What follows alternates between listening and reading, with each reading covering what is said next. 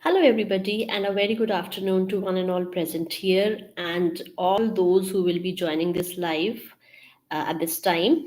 And also, a very hearty welcome to all those who will be watching this later. So, today I was watching certain things and I was reading certain things as I keep on learning myself also because more and more you learn, and then more and more you share and more you talk about it, that particular knowledge, that particular information concretizes in its own way. So you become more confident in how you can actually implement it in your day to day life scenarios. So I'm sorry for a little problem earlier. So the stream that I scheduled, though I guess I have started on time, this also. So there was a little confusion earlier. So I deleted that part and now I am live again here. So what I'm going to discuss today is that in our life, we all go through all the different chapters, right? You are a child, then you grow up into an adolescence, and then you grow up to an adult, and then you lead your life in your own way, on your own terms, with the family, with children, right? So when we tread through all these different chapters of our lives, we come across so many different situations where sometimes we feel that we are very much safe. We feel that we are protected. We feel that we are on the top of the world. We are successful, and everything is coming our way like a piece of cake. Yeah. Then there are certain situations which bring you to a condition where you either want to just fight off, or you just want to avoid that and run away from that situation. There will be multiple situations in your life which you must have faced, or will face, or might be facing right now. Okay. Then there are certain situations which actually put you into such a kind of condition where you don't want to do anything at all. You don't want to interact at all, right? So, what are these different states? Why do these arise? And how do we act and react in these situations? This is what I'm going to discuss in this video today. So, see, as an individual, though again, I many times otherwise also I say in my videos that you may not belong to a particular stream of study, like you may not have a science background, but when we deal with ourselves every single day, when we deal with us, our own body every single day, we all are scientists. Okay. And we all are experts in our own way because we all have our own experiences with us. Through those experiences, we learn, we unlearn, then we grow. Sometimes we fail, sometimes we manipulate things. So there are many different types of actions that we do in our day-to-day lives to carry on with our daily life routine. Okay. Now there is this theory which has come up recently, and it has actually played a very important role in understanding our own nervous system, how it functions at the unconscious level, sorry, not unconscious, at the subconscious level, and how it helps us in facing these different situations in our life, which I just mentioned. Okay. So, we are going to talk about, before I dig into that theory, let's talk about a nerve in our body, which is known as the vagus nerve. Now, vagus nerve, it is the longest nerve in your body. It extends from the brain to your lungs, to your gut, and down till your pelvis. So it affects. So, what does it do? It carries signals from the brain to all the different organ systems of your body, and from all the organ systems of your body to your brain. So this is how it works. Okay. At the high level, I'm talking about, we are not going into the nitty gritties of every biological component in our body, because here we are going to talk, we are majorly focusing on how we act and react in our day-to-day lives and why do we do that. Now, when I talk of vagus nerve, it affects our functioning of nervous system in a big way. Now there are a few important parts in our brain, right? So there is a limbic system and there is a prefrontal cortex. Now, prefrontal cortex is your front part of the brain, which lies just behind your this part of the skull, right? So, on the inner side, okay. So that is prefrontal cortex, and then limbic system. Now, limbic system majorly caters to your impulse control, how you are able to control your impulses, how do you behave in different situations, right? And the prefrontal cortex is helpful in helping you understand and helping you take decisions, wise decisions, by calculating all the different situations around in a given scenario. Okay, so are you able to take wise decisions? Are you able to take calculative decisions? Are you able to foresee the consequences and then decide on something? All these things are taken care of your by your prefrontal cortex. Okay, now, what happens is, so we have talked about limbic system in general, we have talked about prefrontal cortex in general. Now, there are three circuits in our nervous system, which we call as the circuits of autonomous nervous system. Okay, so when we talk of autonomous nervous system, so just a simple example to understand is that there are some actions that we do voluntarily, and there are most of the actions which we experience involuntarily, right? Like your heart rate, your digestion, how your kidneys process, I mean, how it generates urine, okay, how your large intestine generates excreta, all these things, how your liver functions, okay, how it secretes, when it secretes the bile, how it gets stored in the gallbladder, how the digestion takes place, all these things are not under our control. All these things function automatically. Okay, but that doesn't mean that it is not controlled by our nervous system. It is controlled by our nervous system, but by the subconscious part of our nervous system, which is not directly under our control. We cannot voluntarily control these actions, but we can control our walking, we can control running, we can control moving our hands, we can control moving our head, we can control watching, sleeping, right? So these things we can do.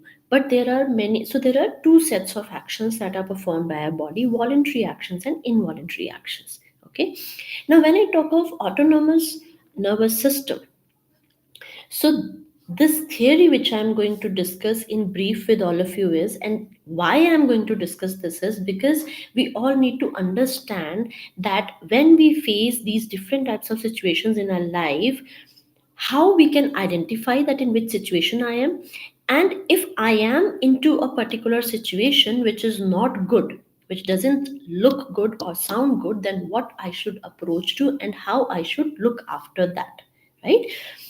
Now, this theory is known as polyvagal theory, right? This talks about three circuits of nervous system, which actually defines our states of mind in different situations.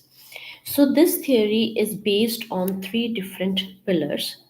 So the a three-tiered hierarchy, which I'm talking about right now. So like you imagine a ladder. So on the top of the ladder, it is termed as the safest zone. Okay, so safe zone is medically known as ventral vagal state. Okay, now ventral means, in biology, when you study zoology or so, so in biology the ventral side of the body is the front side of the body. So this is your ventral side. Okay, so ventral vagal state is a state of safe, zone of safety, where you feel loved, where you feel cared for, where you are in your very good spirits, where you are good to go, wherever you do, whatever you do, you're a very happy person around. Okay, so that is the state. Then when you come to the middle of the staircase, the ladder I'm talking, when you come to the middle of the ladder, that state is defined as sympathetic state. It is also known as the flight or fight mode. okay, or a mobilizing state, wherein you encounter a situation and you just want to, either you want to fight back or you want to run away from that. Okay, so what does this particular state, what different kinds of reactions this particular state bring in you? So you are, again, one thing is either you want to stay or you want to just run away. Second thing is there will be adrenaline rush, you will feel anxious, your heart rate will increase, your breathing rate will increase, sometimes you may start trembling a bit, okay, you may start sweating. So these are few indications which shows that you are in this particular state. Okay, then there is the third state which lies at the bottom of the ladder, which is known as the dorsal vagal state. So dorsal vagal, so dorsal side, which is the dorsal side, that is the back side of your body. Okay, so if I talk my back side, this side, that is the dorsal state.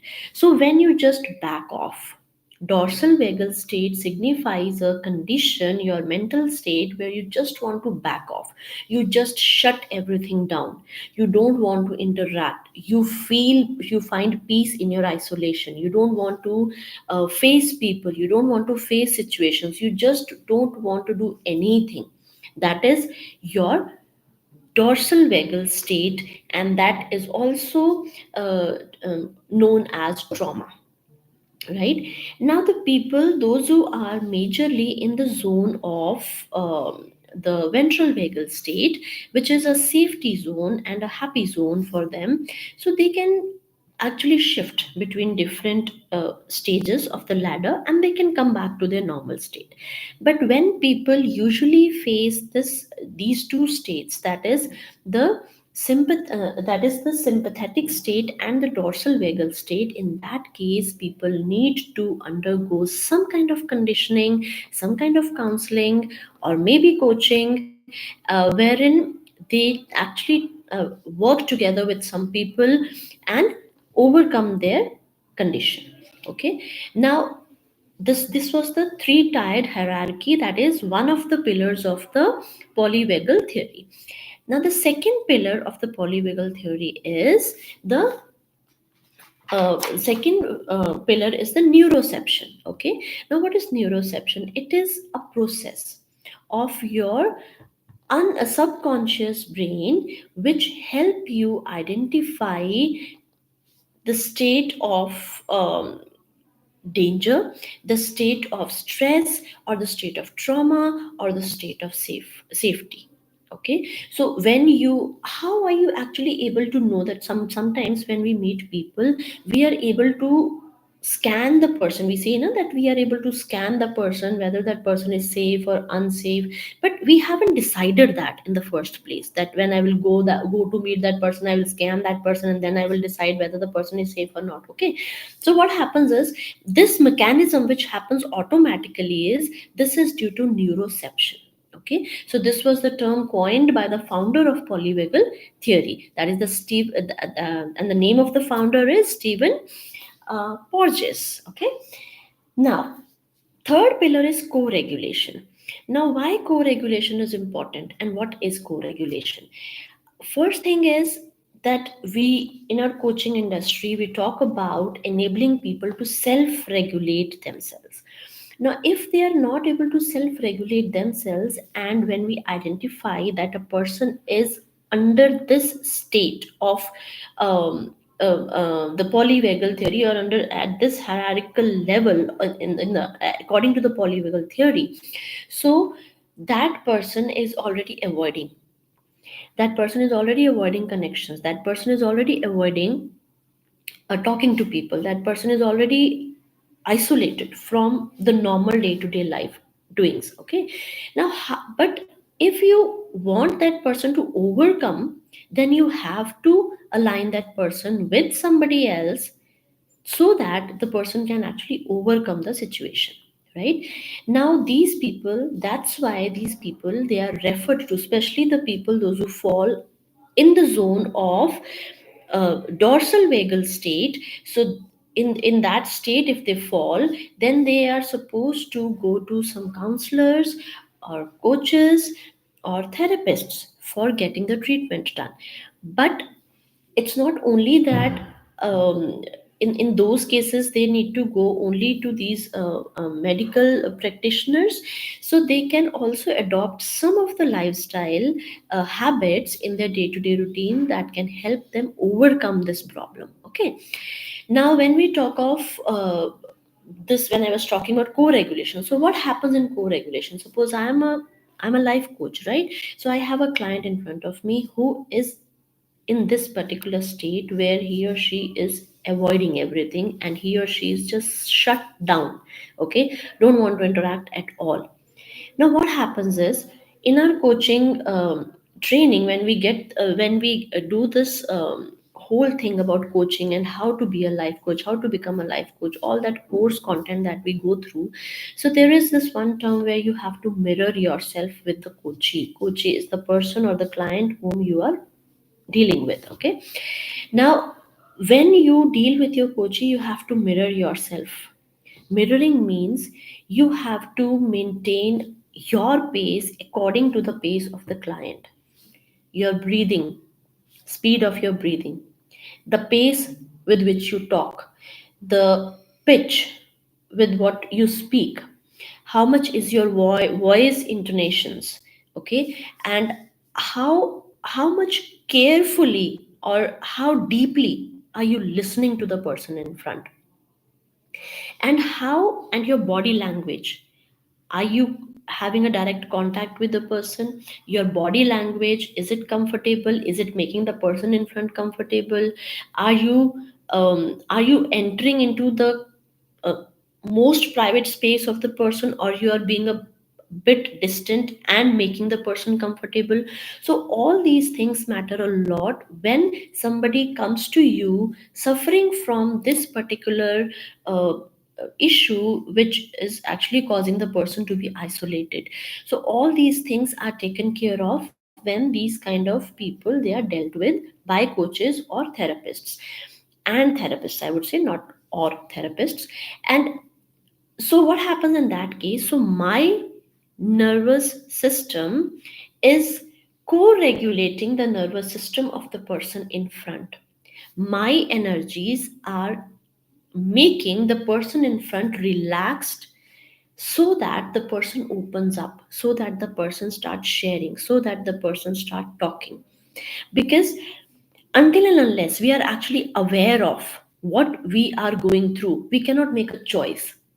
That is, with awareness come choices. Okay, so until and unless I'm aware of that what I'm suffering from, I won't be able to make a choice whether I have to do something on my own, or I have to visit a doctor, or I have to visit a therapist, or I have to visit a life coach, right? So all, to know all these things, this particular video I'm making just for a kind of awareness that we all should have, that you all should have, so that you get to understand that at which moment you are falling under which state of your nervous system according to the polyvagal theory.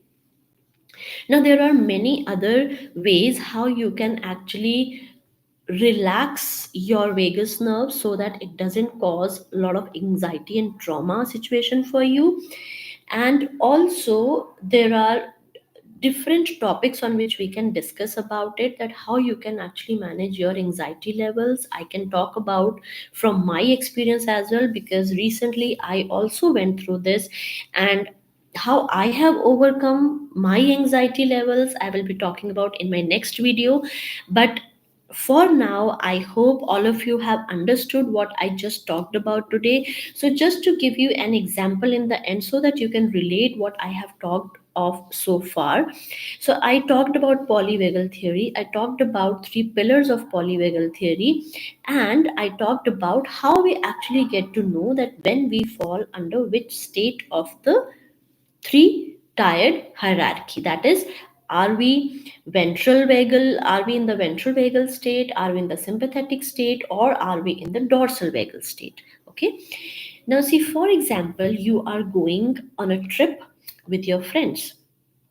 Just as I say, you try to feel what you feel. Okay, so for example, you all are going on a trip with your friends to a hill station. There is music in the bus, you all are chatting, you all are laughing, you all are singing, you all are dancing, right?